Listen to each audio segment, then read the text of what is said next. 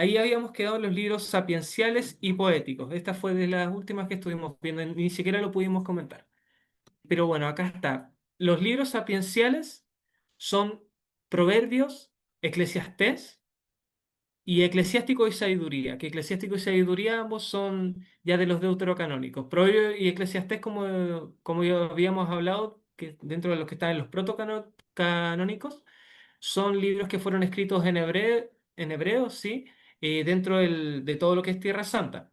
Y los libros deuterocanónicos fueron escritos fuera de Tierra Santa y escritos en griego, pero igualmente son palabras de Dios llenos de, pero muchísima sabiduría en especial, y son libros que enseñan a vivir, que enseñan a pensar, a enderezar el camino también cuando uno está torcido, que entregan como, bueno, sabiduría, esa es la palabra. Hay varios personajes recurrentes, en especial en el libro de Proverbios, que está aquel que es sabio. Bueno, también hablando acerca de Proverbios, tiene también la característica de ser como una recopilación de toda la sabiduría del pueblo hebreo.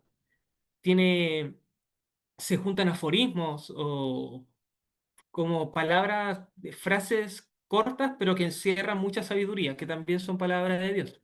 Entre estas frases aparecen, por ejemplo, el sabio o el justo, y muestra de qué manera es que actúa una persona sabia y una persona justa. También por oposición está el necio, que es una persona que se resiste a aprender, a entender, que también es sabio en su propia opinión.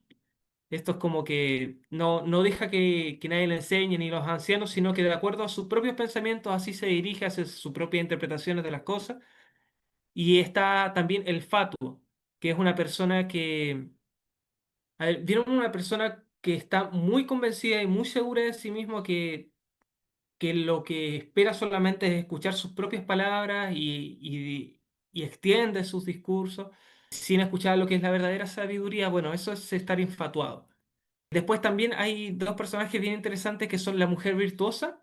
En Proverbios 31 hay un hermoso poema acerca de la mujer virtuosa que habla de cada una de las cosas que tiene una mujer que en realidad, a ver, les voy a leer un poquito de los proverbios.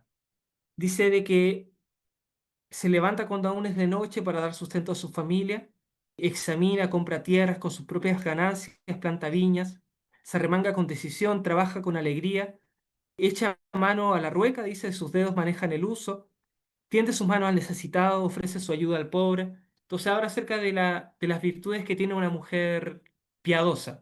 Y por el otro lado está la mujer extraña, que es, acá hay una profecía justamente antes de esto que se habla acerca de la mujer virtuosa. Hay unas palabras que le dijo la madre de Lemuel a su hijo, que era un rey de Masá, dice. Y ahí, entre esas cosas, también le advierte acerca de alejarse de la mujer extraña, que es aquella que le seduce, que la aleja de su casa y que le hace, digamos, perder la cabeza y perder la sabiduría. Y bueno, y justamente sabemos que Proverbios, que fue uno de los libros que escribió Salomón, justamente en este tipo de pecados fue en los que él cayó, en el tema de estar con la mujer extraña y no asirse de la mujer virtuosa. Proverbios, Eclesiastés, y bueno, después en la siguiente diapositiva también está Cantar de los Cantares, son son estos tres libros que quedaron del rey Salomón y que según los padres también estos tres representan los tres estados de la vida espiritual también. El Proverbios representa el estado de catarsis, que es el estado de purificación del alma. Por eso esta corrección constante, esto, este crecimiento que se busca, esta purificación también de las pasiones, esto está en Proverbios. En Eclesiastés se encuentra el estadio de la iluminación, cuando se adquiere un conocimiento más profundo. En el Eclesiastés, una de las cosas más que más se repiten es que todo es vanidad en esta vida, pero dice que bajo el sol todo es vanidad, porque el escritor de Eclesiastés sabe de que por sobre el sol, por sobre la realidad cósmica, está la realidad de Dios, ¿no? Y también habla acerca de una semejanza muy bonita que explica cómo es que los jóvenes tienen que servir desde lo más temprano al Señor. Dice antes que tus huesos se cansen, antes de que, bueno, habla todo el proceso de la vejez y dice de que en ese momento que hay que buscar a Dios, desde lo más temprano hasta el momento de mayor edad, ¿no? Bueno, Eclesiástico y Sabiduría también son libros preciosos que también van en esta misma línea. Bueno, los contenidos principales son la reflexión acerca de la vida, la fe, la justicia, el sufrimiento, la felicidad. La forma literaria son proverbios, también poemas, son himnos y también, bueno, en el caso de Job, que vamos a ver después, no sé si lo deja acá, es como un diálogo, se parece como una estructura como dramática, ¿no? Y el mensaje central es la verdadera sabiduría que es no solamente el conocer como mentalmente, sino el temer a Dios, practicar la justicia y el bien. Hay otra cosa importante, la sabiduría también es un personaje que aparece en estos libros sapienciales, que es como la representación como de una mujer que enseña la sabiduría de Dios. Pero también se ha interpretado, los padres han interpretado que siempre también cuando se habla acerca de la sabiduría, nosotros tenemos que tener en cuenta que es una prefiguración de quién será Cristo, quién es la sabiduría completa y perfecta también de Dios, la sabiduría encarnada de Dios. Bien, el siguiente es Salmos, Job y Cantares, que estos son los libros poéticos. Son a la vez poéticos, Salmos también es un libro de oración. De hecho, si alguien de casualidad no tuviese un libro de oración, lo más bien puede leer el libro de Salmos. En la Iglesia Ortodoxa está algo que se llama la catismata, que tiene una separación entre los catismas, que son agrupaciones de salmos que van uno después de lo otro. Por ejemplo, son los 8 primeros salmos es la catisma uno y así sucesivamente. Catisma significa sentado, porque estas oraciones se podían hacer sentados, a diferencia de los acatistos, que es parado, sería no sentado, acatizo. Bueno, son oraciones también y también tener en cuenta que también son profecías los salmos. Hay un montón de profecías mesiánicas que hablan acerca de Jesucristo y bueno, Job habla acerca de un misterio que es ¿por qué es que al justo le puede llegar a ir mal? ¿Por qué al justo recibe castigos? ¿Por qué le pasan cosas malas a las personas buenas, ¿no? Y esto sucede porque el Job siendo justo fue tentado por el enemigo, pero por permiso del Señor, diciéndole que toque todo menos su vida. Y él, aún en el momento de mayor oscuridad, nunca maldijo a Dios, ese sería como el pecado final, una apostasía. Pero eso no lo hizo él y Dios lo consideró justo. Y después de todo este proceso, él volvió a tener más de lo que tenía antes. Si había perdido esposas, tuvo otra esposa. Y si había perdido riquezas, tuvo más riqueza. Y esto igual no lo tenemos que interpretar como de forma carnal. Es bonito interpretar que esto se refiere a cómo la vida del cristiano y incluso, por ejemplo, de los mártires, ejemplo por excelencia del cristianismo, cómo después de haber entregado hasta lo profundo, hasta su vida completa, Dios les tiene preparada una vida eterna, una vida en gloria junto a Él. Así que es como esta esperanza de la vida eterna también de lo que nos habla Job. Y Cantares, o Cantar de los Cantares, es una hermosa poesía que habla acerca del amor si vamos a la interpretación literal, sería entre Salomón y una de sus esposas, su más amada esposa. Pero la iglesia siempre lo ha leído y también el pueblo creyente lo ha visto como el amor de Dios a su pueblo, al pueblo de Israel, y ya en tiempos del Nuevo Testamento es el amor de Jesucristo a la iglesia. Es esta búsqueda constante de Dios para poder despertar ese amor, ¿no? Bueno, volviendo a los salmos, hay varios tipos de salmos. Hay salmos que son de alabanza, hay salmos que son de acción de gracia, hay salmos que son de mucho dolor, de mucha súplica, de mucha lamentación, de momentos en que se ve que el escritor está viviendo momentos muy oscuros, pero siempre en cada salmo se encuentra la esperanza, se encuentra esta fe y este como resucitar, ¿no? Están los salmos reales, salmos que hablan acerca del rey, acerca de la gloria de los reyes, que también en última instancia también apuntan a Jesucristo. Están los salmos sapienciales, que son también similares a los proverbios. Y están los salmos históricos, que también rememoran los hechos de la liberación del pueblo de Israel. Hablan acerca de las plagas, todo ese tipo de cosas, todas las maravillas que hizo Dios con su pueblo. Y están los salmos imprecatorios, que son unos salmos bien especiales, que incluso son chocantes muchas veces para nosotros al leerlos, porque hablan acerca como de una extrema violencia hacia sus enemigos, ¿no?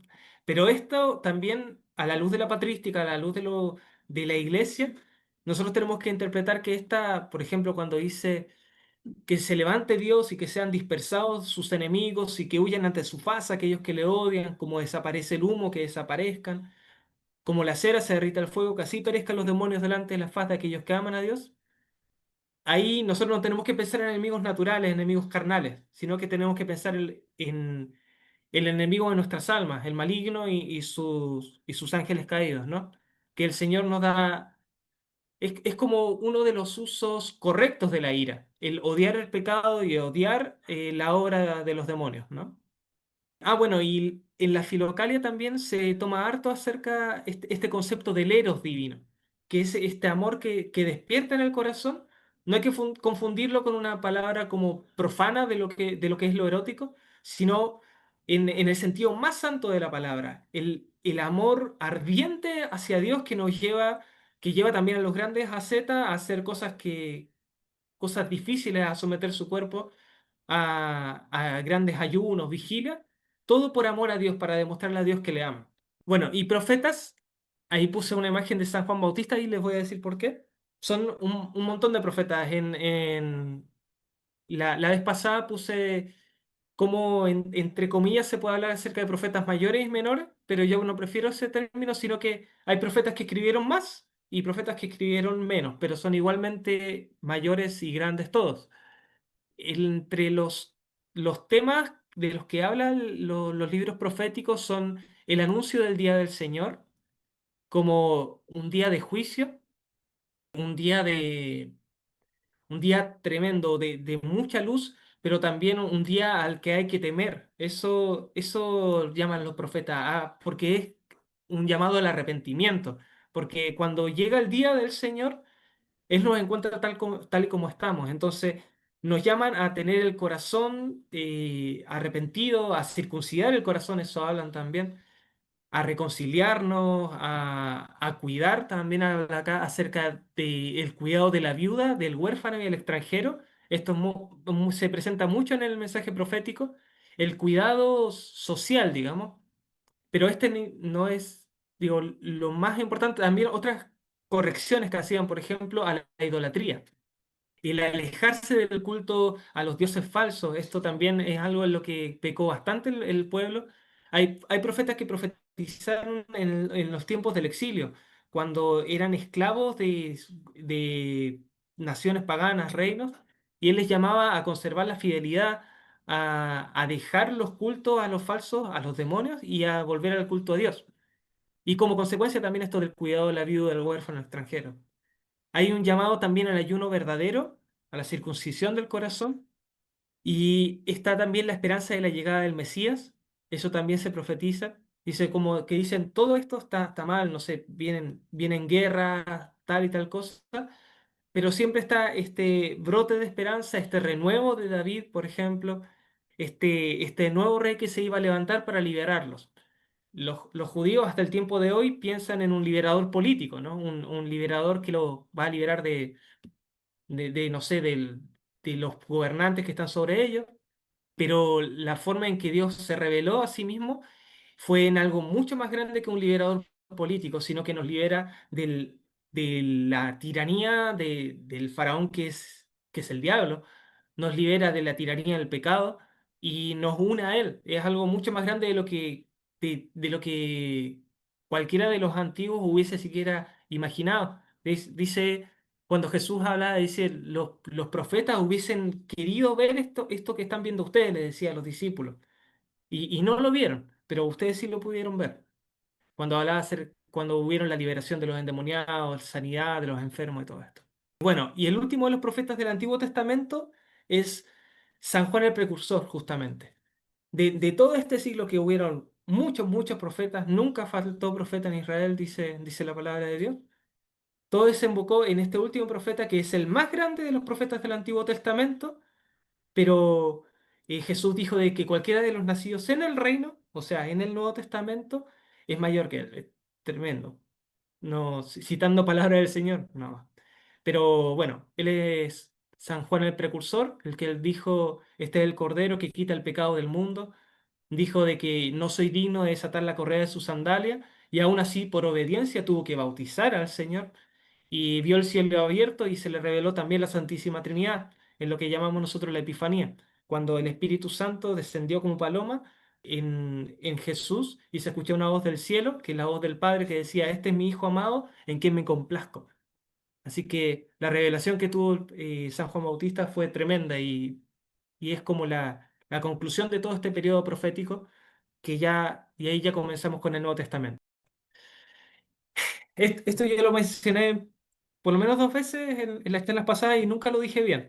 Así que ahora se los dejo para que también lo tengan presente. En los evangelios hay algo que es bien tradicional, que aparece en hartas partes de la iconografía, que es lo que se llama el tetramorfo, que es esta imagen de uno que tiene, que es un ángel, o si no un hombre, un león, un toro y un águila, ¿ya? Estos cuatro representan a los cuatro evangelistas y él tiene también una base bíblica en Ezequiel del Antiguo Testamento y también en Apocalipsis. Se lo voy a leer. El aspecto de sus caras era cara de hombre y cara de león al lado derecho de los cuatro y cara de buey a la izquierda de los cuatro. Asimismo había en los cuatro cara de águila. Y en Apocalipsis dice, el primer ser viviente era semejante a un león, el segundo era semejante a un becerro, el tercero tenía rostro como de hombre y el cuarto era semejante a un águila volando. Bien, son como dos perspectivas de la misma visión. Así por lo menos lo podemos ver. San Mateo es representado como el evangelista como un ángel o como hombre alado y representa la humanidad de Cristo y su genealogía. Esto porque cuando nosotros vemos en el principio del libro de San Mateo, hay una genealogía que viene desde Adán, ¿ya? Comienza desde Adán y sigue hasta llegar a Jesucristo. Entonces ahí representa la humanidad de Cristo, como que esto lo revela de forma muy clara. Luego está San Marcos, que está simbolizado por un león, que simboliza la majestad real de Cristo, y esto tiene que ver con cómo se hace énfasis en su linaje davídico, como que viene del linaje de David, como el heredero real del trono, ¿no? Del trono, del reino. Y también habla bastante acerca, como para evangelizar, para entregarle el evangelio también a los judíos. Entonces hace harto énfasis en el cumplimiento de las profecías. San Lucas representa al toro, es representado por el toro y representa la muerte sacrificial de Cristo, porque era como el toro un animal de sacrificio por excelencia, que también los sacerdotes ofrecían este sacrificio, hasta donde recuerdo. Y luego está San Juan, que es representado como el águila, que esto ya se lo había comentado por la altura y la profundidad teológica que tiene San Juan. Y también hay algo que es bien importante que tiene que ver con la genealogía. Si bien, por ejemplo, San Mateo hace una genealogía que va desde Adán, San Marcos hace una genealogía que hace énfasis en el linaje davídico, pero San Juan hace una genealogía que va desde el principio. Dice, en el principio era el Logos, en el principio era la palabra, y la palabra estaba con Dios, y Dios era la palabra, y la palabra estaba en él. Entonces, todo esto que aparece en el primer capítulo de San Juan, habla de, ya no del comienzo como que viene de Adán, ni que viene de la tribu de Judá, ni de David, sino que habla cómo está desde antes de la creación del universo, cómo, entonces es de verdad es tremendo la visión de San Juan. Así que ahí está lo que se llama el tetramorfo. Bueno, Mateo, Marco, Lucas y Juan. Bueno, esto ya lo sabemos todos, pero igual lo voy a decir. Habla acerca de la vida de nuestro Señor Jesucristo. En la vida de nuestro Señor Jesucristo, ahí se sabe un poquito acerca del comienzo de su vida, su nacimiento, se ve cuando entra en el templo a los 12 años más o menos, pero de ahí es un silencio y un misterio hasta poder llegar al comienzo de su ministerio, ya en las bodas de Caná. Y bueno, en su ministerio, su vida, la sanidad, su muerte, su resurrección.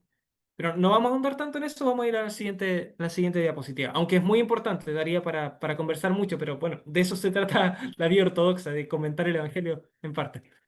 Bien, Hechos de los Apóstoles. El Hechos de los Apóstoles ocurre ya cuando el Señor ha muerto, ha resucitado, y comienza Hechos de los Apóstoles con la ascensión de Jesucristo. Y antes de irse le dice que le serán testigos en Jerusalén, Judea, Samaria y hasta lo último de la tierra, y les manda también la obediencia de bautizar a las personas en nombre del Padre, del Hijo y del Espíritu Santo. Entonces a partir de eso ya comienza, cuando el Señor ha ascendido a los cielos. Y una vez que Él ha ascendido, les manda también que ellos esperen la llegada del Espíritu Santo, y eso ocurre ya en, ay, no aparece justo en esta tabla, pero bueno, aparece en Hechos 2 si no me equivoco, cuando ya desciende el Espíritu Santo como llamas de fuego sobre los apóstoles y los 120 que estaban ahí reunidos. Esto es clave. Eso les da el poder para poder, y la energía creada para poder expandir el Evangelio sobre todo el imperio, ya, hablemos. Pero el Hechos justamente muestra esta expansión del Evangelio según lo mismo que les dijo Jesús. Es Jerusalén, porque esto fue lo primero que pasó, se esparció en Jerusalén cuando llegó el Espíritu Santo a ellos y Pedro predicó. Y las personas que habían llegado de muchas partes, ellas recibieron este mensaje de salvación. Y esto fue en Jerusalén. Después en Judea, a partir de la persecución que hubo por parte de los judíos, empezaron a dispersarse. Y después en Samaria, cuando ya llegaron a otros lugares más extendidos, y después hasta lo último de la tierra, cuando ya vemos que los apóstoles llegan a todos los lugares del mundo conocido, ¿no? Porque hasta ese momento todavía no nos conocían, pero gracias a Dios ya ha llegado ese mensaje también acá. Les voy a mencionar someramente los hitos que hay en el libro de los Hechos. Y está el establecimiento de la iglesia en Jerusalén, de la cual el obispo es Santiago, hermano del Señor. Está la conversión, no, la Esteban que es apedreado y la dispersión. Fue el primer mártir, el protomártir Esteban. Luego la conversión de Saulo y la visita del apóstol Pablo también a Jerusalén después de su conversión. Mira, Hechos de los Apóstoles, en los primeros capítulos están más concentrados como en todo el colegio apostólico, pero después ya empieza a enfocarse más en la labor misionera del apóstol Pablo. Y ahí tiene un montón de viajes, un montón de peripecias. Es muy bueno leerlo, también de los naufragios que tuvo, los momentos en que lo torturaron, lo encarcelaron. Es toda una gran aventura su vida. La forma en que termina el libro de Hechos es con Pablo que está en Roma, que está ya tranquilo y está escribiendo, y encargado también de la entrega del Evangelio, la entrega de la palabra de Dios. Pero bueno, después más adelante igual el apóstol Pablo iba a ser martirizado. Bueno, y acá hay más o menos un esquema de los viajes que hizo el apóstol Pablo. Primero está este recorrido, que está en Judea, después a Chipre. Bueno, no me lo sé con claridad, pero ahí pueden ver una imagen mental más o menos clara. Después está este viaje que ya es más amplio que el anterior y así sucesivamente fue cada vez más a regiones más extensas entregando el Evangelio. Se dice de que el apóstol Pablo tenía este método como de estar en cada uno de los lugares que visitaba hasta 3 años para poder entregar todo el depósito de la fe, y una vez que ya estaba establecida esta iglesia y avanzaba y enseñaba en otros lugares. Por eso también es tan importante que no solamente dependamos de la Biblia, digamos, de las cartas que enseñó, porque el apóstol Pablo, por ejemplo, le mandó dos cartas a los Corintios, pero estas cartas nada más les recordaban lo que les enseñó durante 3 años, ¿no? Que cuántas cosas habrán sido, y por eso le hacían totalmente sentido a las personas que recibían esta carta y sabían que venían de su parte. Después están las cartas paulinas, hay dos tipos grandes de cartas, que son las cartas a las iglesias locales, en este caso a Romanos, Corintios, Gálatas, Efesios, Filipenses, Colosenses, Tesalonicenses y Hebreos, ¿ya? Son iglesias todas fundadas por el apóstol Pablo, a excepción de los hebreos. Y de hecho, históricamente siempre hubo como una discusión acerca de que Hebreos fuese escrito por el apóstol Pablo, pero la iglesia finalmente determina y nosotros aceptamos así que sí fue escrita por él. Y de hecho también hace mucho sentido ver estas interrelaciones que hay entre lo que está escrito en una carta y en otra, y Hebreos tiene una profundidad espiritual y teológica que, bueno, vale creerlo y hace sentido que sea, que venga de parte del apóstol Pablo. En estas cartas se expresa preocupación en relación al desarrollo de las virtudes cristianas, al conocimiento de Dios. Se combaten herejías, se denuncian también a falsos apóstoles, falsos maestros, se corrigen pecados y vicios. También podemos ver ejemplos de humildad, de perdón. Esto pasa, por ejemplo, en la carta de los Corintios. En la primera carta de los Corintios hay una parte específica en la que el apóstol Pablo corrige un pecado bien grave que estaba sucediendo, que era de incesto, ¿ya? Y lo corrige de forma muy dura. Y después en segunda de Corintios él le dice a la iglesia de que lo vuelvan a recibir, que no se consuma de tanta tristeza y de que él también lo ha perdonado y que en esta actitud de la iglesia, esta actitud del que pecó, él se podía alegrar porque veía como, bueno, todas estas cosas tan bonitas con un cuidado pastoral muy, muy tierno de parte del apóstol Pablo.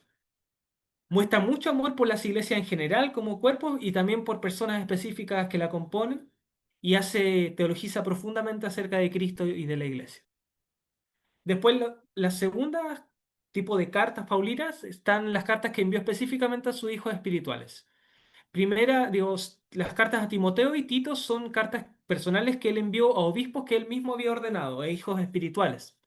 Y ahí hace harto énfasis en que enseñen la sana doctrina, que sana doctrina también se puede decir ortodoxia, porque doxa también significa doctrina, y sana también es lo correcto. Entonces, enseñar la sana doctrina enseña las virtudes que debe tener un clérigo. Igual, de todas maneras, nosotros vemos que esto está escrito específicamente en el momento concreto para clérigos, ¿no? Pero no por eso no vamos a tomar estos consejos para nosotros, porque también el apóstol Pablo le decía a Timoteo que él se muestre como ejemplo en todo. Entonces, si él es como ejemplo de esto que le está enseñando, asimismo nosotros también tenemos que seguir estos consejos.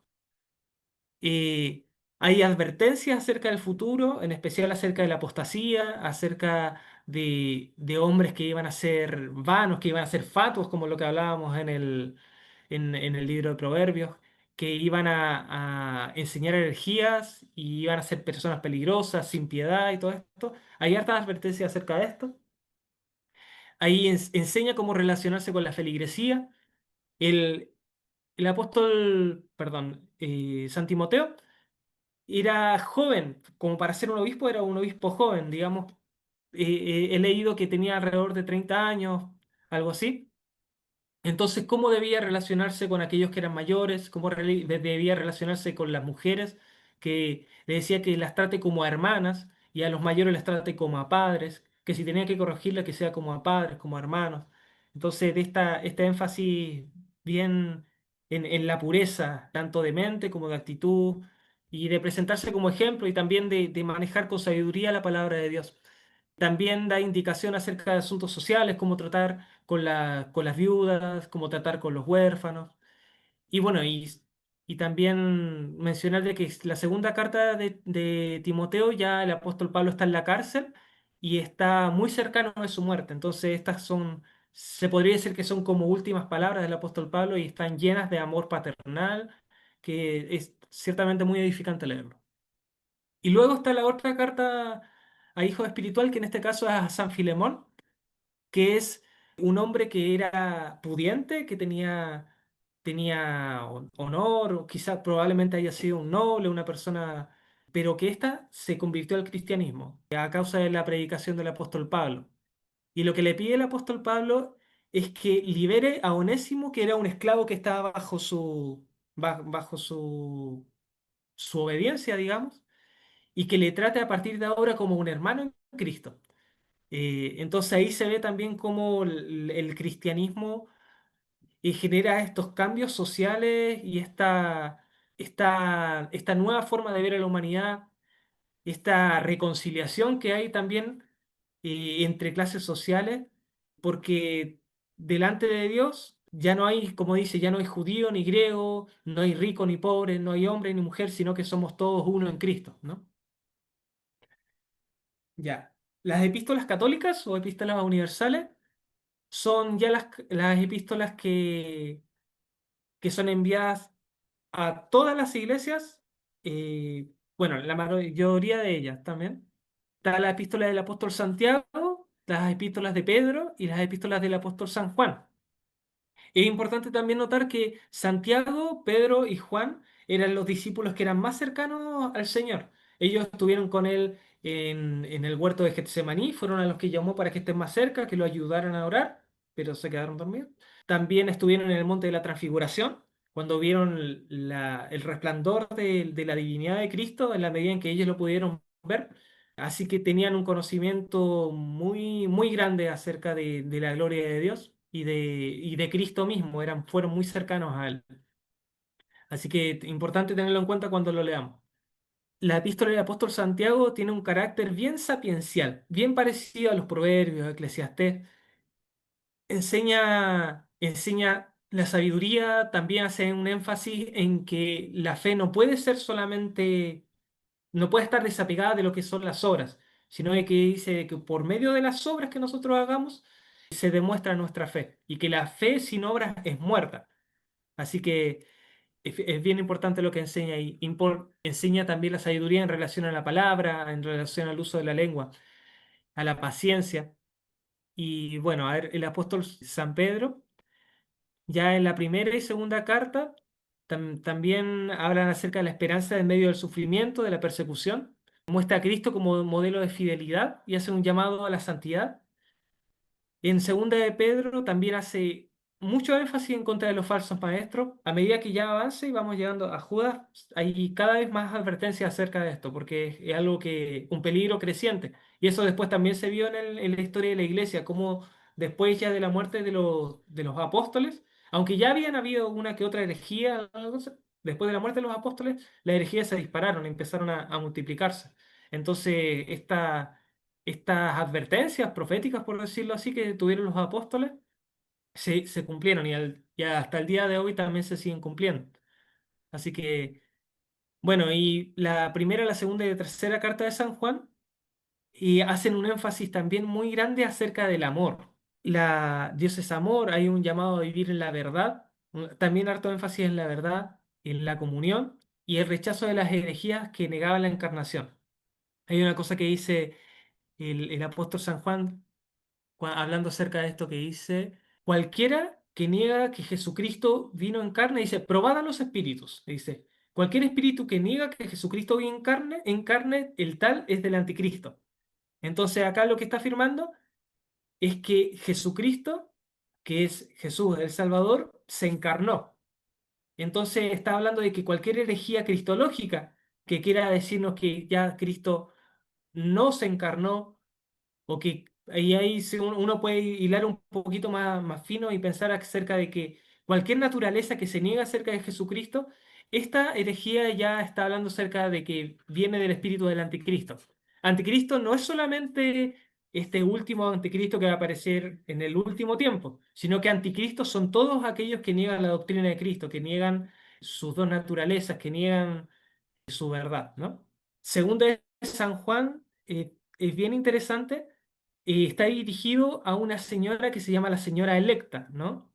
Esto es bien misterioso y yo no he encontrado algún comentario que hable específicamente acerca de esto, pero parece, porque ustedes saben de que San Juan fue el que recibió a la Virgen María como madre, ¿no?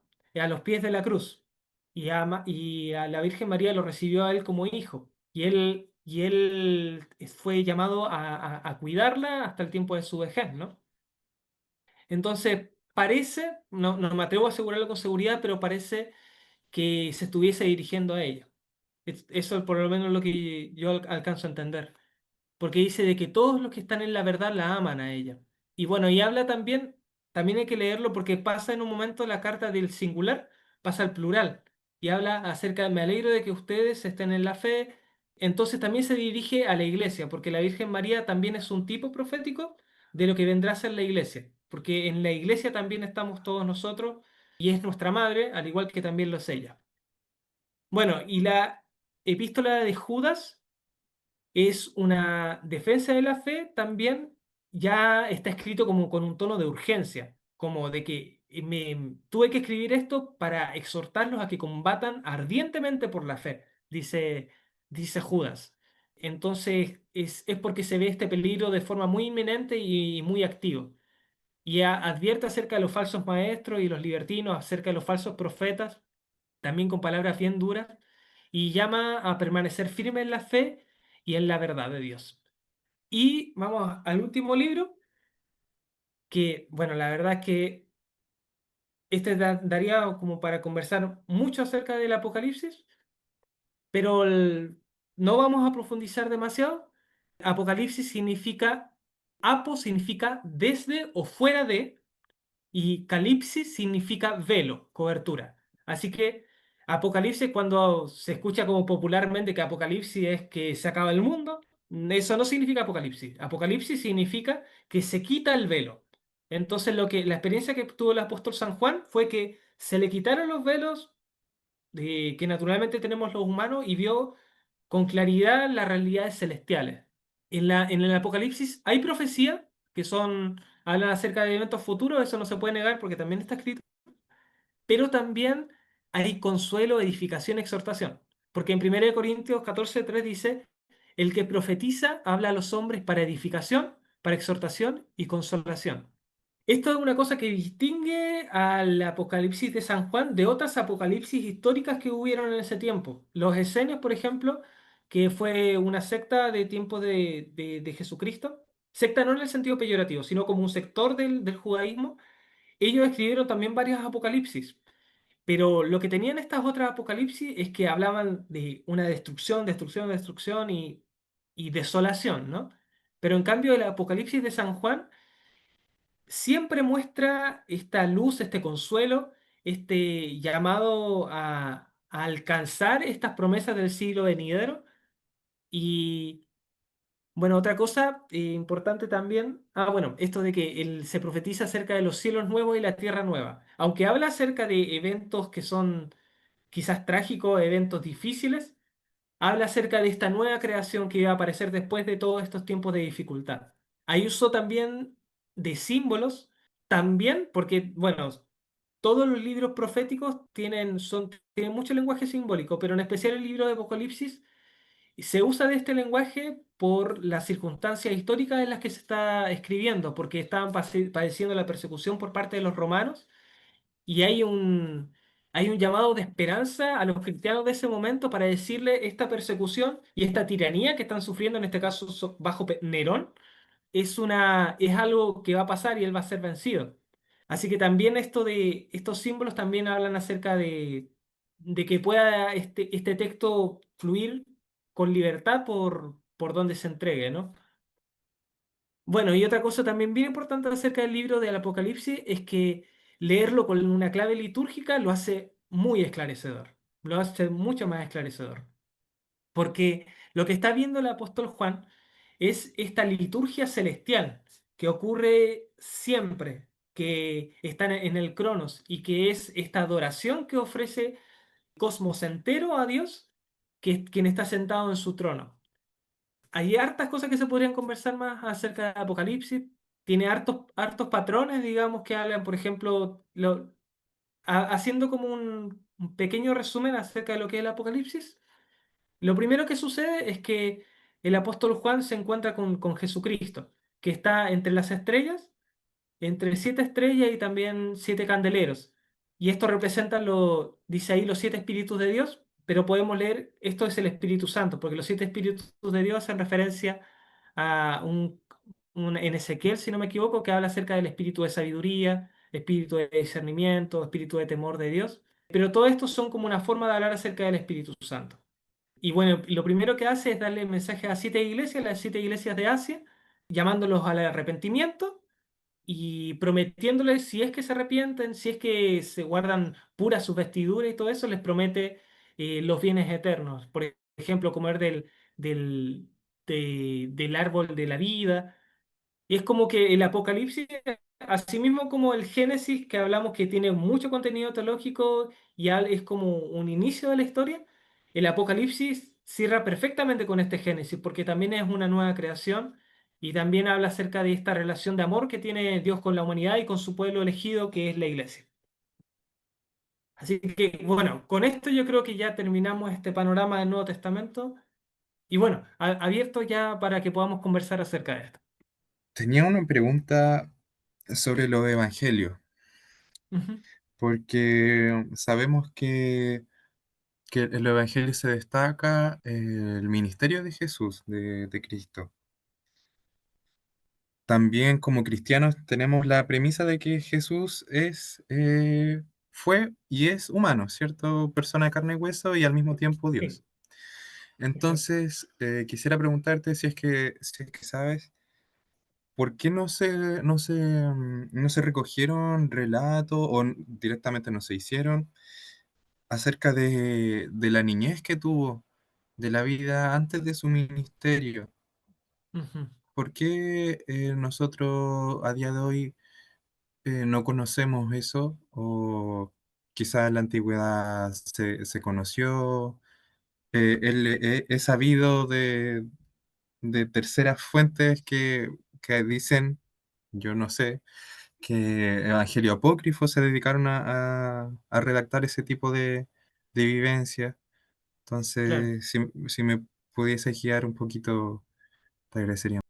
Es porque su niñez eh, fue privada. Él estuvo en el contexto de su familia. Dice que después de que estuvo en el templo, cuando se perdió en el templo, eso es una de las últimas partes que aparece de su niñez. De hecho, la última. Y que la Virgen María le hizo, ¿por qué no hiciste eso? Tu padre y yo te estábamos buscando. Y él le dijo, en los negocios de mi padre me conviene estar. Le dijo, como haciendo referencia a que él era hijo del padre con mayúscula, ¿no? Pero a partir de ahí dice, estuvo sujeto a sus padres. Sabemos que el San José no era padre biológico, pero sí fue como un guardián para ellos, ¿no? Y se comportó como una figura paterna natural. Así que estuvo sujeto a ellos, les obedeció.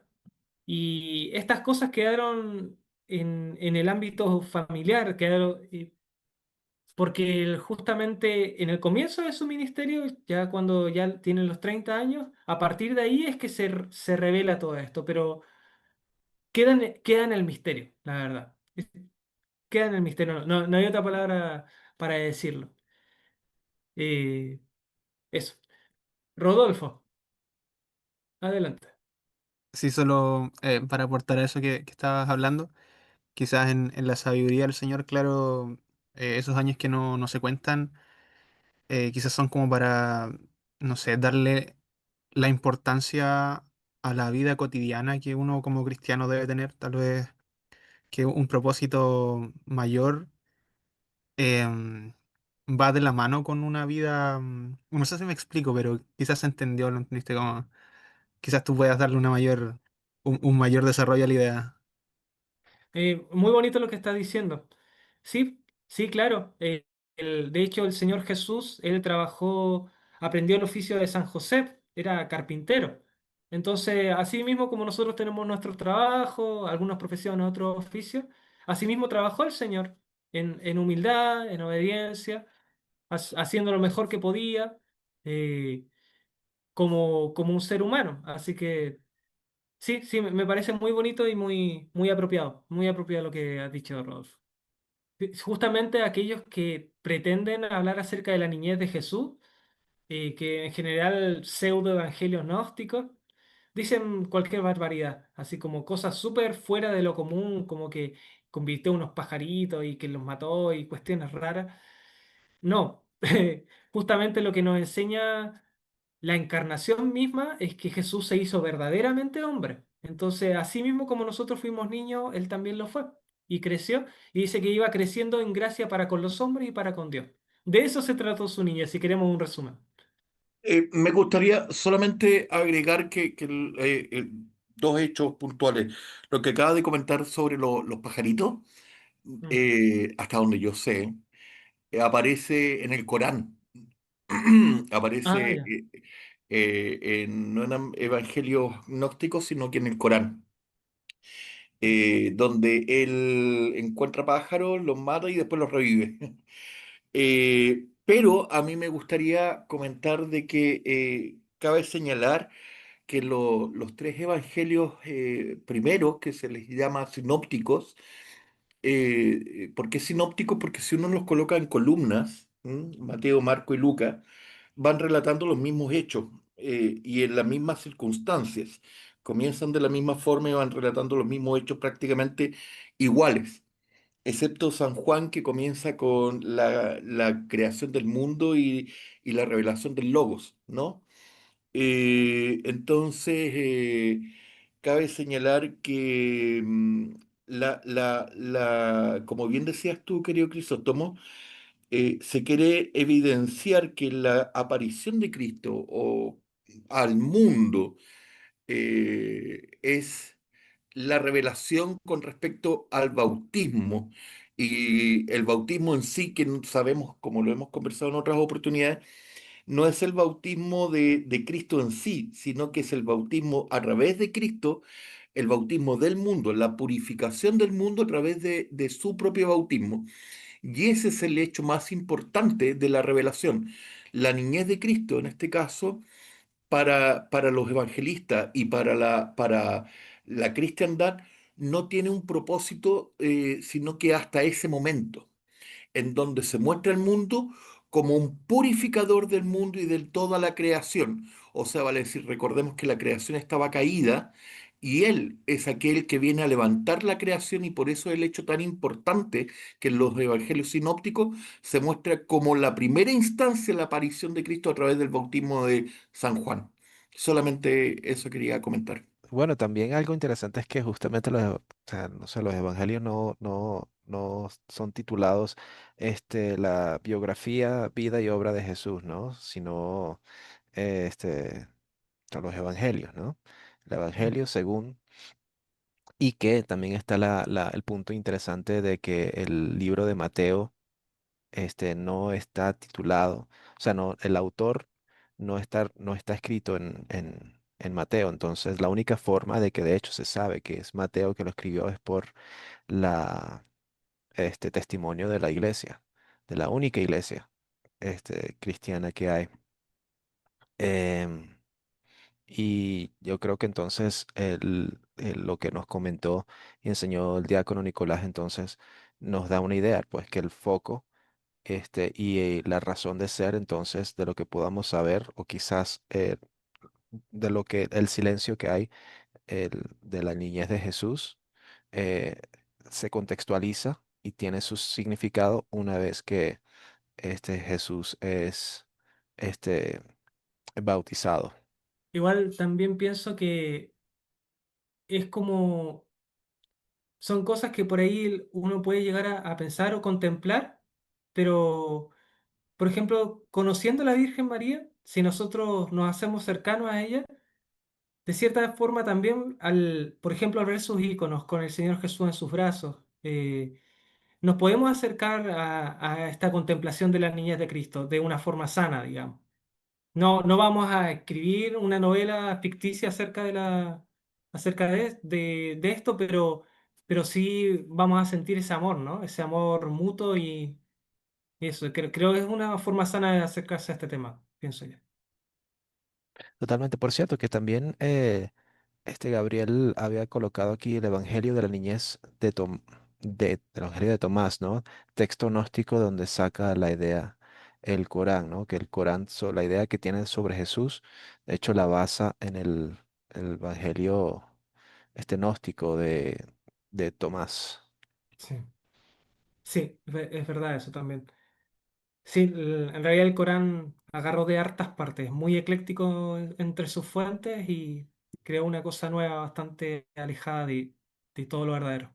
Mi pregunta era con respecto de los falsos profetas y es cómo es que los apóstoles enseñaban a los obispos a mantener al pueblo lejos de ellos. Ya. Mira, una de las cosas que enseñan los obispos es a mantenerlos firmes en la fe. Eh, a enseñarles cuál es la verdadera doctrina, qué es lo que de verdad les enseñó Jesucristo a ellos y así ellos los resguardan. Una de estas cosas, por ejemplo, cualquiera que cuando le decía, cualquier espíritu que diga que Jesucristo no vino en carne, el tal es del anticristo. Este tipo de consejos les ayudaban a distinguir quién era de verdad y quién no. Porque en ese tiempo pasaba de que habían personas que quizá iban de comunidad en comunidad bueno, habían algunos que de verdad decían verdades, ¿no? Esto aparece en la IDG, acerca de que en los comienzos de la iglesia habían profetas, ¿no? Pero que eran verdaderos. Pero también los que eran falsos se les notaba por algunas cosas. Porque en la IAG dice que cualquiera que se quedara más de 3 días era falso profeta, dice. Cualquiera que les pidiera dinero para profetizar era falso profeta, dice. Eh, Así que, bueno, después todas estas cosas igual fueron como acomodándose, la doctrina se fue haciendo cada vez más clara, eh, pero también por la predicación apostólica, por un constante guiar. Bueno, justamente cuando se habla acerca de los clérigos, y bueno, y en especial bueno, primero que nada el Señor Jesucristo, Él se nos muestra entre las parábolas como el buen pastor que va a buscar a la oveja y que también cuida al rebaño, ¿no? Entonces, y también en uno de los salmos dice, el Señor es mi pastor, nada me faltará. Y dice, tu vara y tu callado me infundirán aliento, dice. Entonces, por medio de esta vara y este callado, este cuidado pastoral, es que los obispos iban enseñando cuál era la verdadera doctrina y los ayudaban a discernir entre lo verdadero y lo falso. Espérame, Esa que tiene- tuve que buscar la cita para complementar lo que estabas respondiendo tú a la pregunta de Catherine. Porque en Gálatas, San Pablo, en Gálatas 1, 6, 9, explica y dice San Pablo, no que haya otros, sino que hay algunos que os perturban y quieren pervertir el Evangelio de Cristo. Más, si aún nosotros, o sea, inclusive los apóstoles, o un ángel del cielo, os anunciare otro evangelio diferente del que os hemos anunciado, sea anatema, como antes hemos dicho. O sea, todo el conjunto del cuerpo apostólico, como antes os hemos dicho. También ahora lo repito, si alguno os predica un diferente evangelio del que habéis recibido, que sea anatema. Ahí San Pablo lo deja sumamente claro. O sea, inclusive si ellos por cualquier motivo le explican otra cosa del cual ya habían explicado, que sea inmediatamente echado de la iglesia. O sea, este tema no tiene un doble matiz. Ni siquiera decir, no, lo vamos a pensar. No, no, no, no. O sea, literalmente excomulgado y echado de la iglesia. ¿M? Eso está dentro de la carta de San Pablo a Gálatas. Que la carta de Gálatas es una de las cartas favoritas mías, me encanta, es muy fuerte, es hermosa, una carta teológica muy fuerte, la recomiendo leer. Bien, y espero que estas charlas que hemos tenido acerca de la Sagrada Escritura lo hayan impulsado, les hayan dado ganas de leer la Escritura, de buscar, de indagar, de sumergirse en este mundo, porque también nos va a ayudar a vivir el mundo cotidiano que nos toca. Así que eso espero. Así que bueno, ya vamos cerrando. Un abrazo, que estén muy bien y gracias por conectarse también.